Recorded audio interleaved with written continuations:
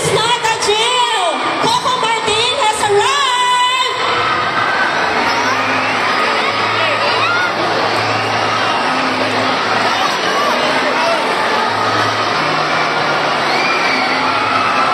Coco Martin, everyone.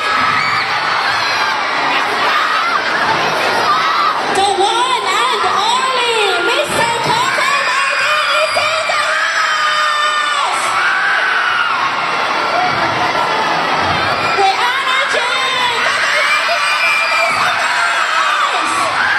Kamusta na rin lahat? I love you! Kamusta po? Hi. Good afternoon! I love you! Hello, Sir Coco. Hi, good afternoon! Maraming salamat. Grabe ang energy, guys. Happy Fiesta indeed, Cagayangas!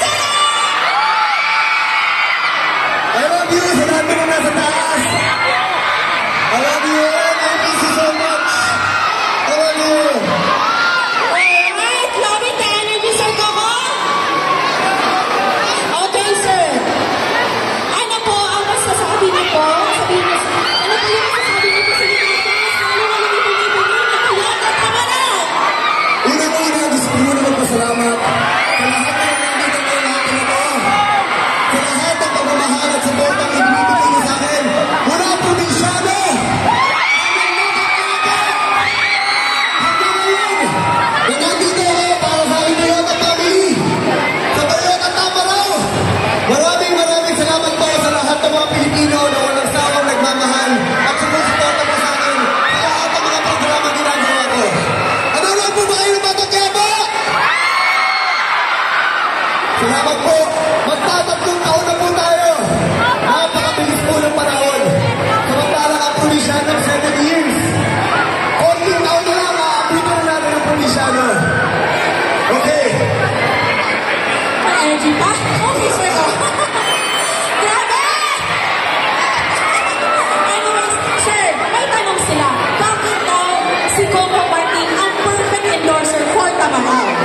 Alam niyo po, isang napakalaking karangalan para sa akin na mapabilang ako sa aking Toyota family at inuwan na akong endorser ng Toyota Tamaraw. Kagaya po kanina na ikinuwento ko. Nung araw, nung bata po ako, pangarap ko lang, naiingit lang ako sa mga kamag-anak ko, sa mga pinsan ko na meron silang Toyota MX. Naalala niyo po ba yun, mga batang 90s? Ngayon, gumawa ang Toyota ng mas maganda, mas malakas, mas matipid sa gas para sa lahat ng mga Pilipino. Ginawa nila ang Toyota Tamaraw para sa lahat at inisip nila ang mga Pilipino para makatulong ito sa ating kabuhayan, sa ating mga pangarap, sa ating pang-araw-araw na buhay. At ako, masaya sa aking puso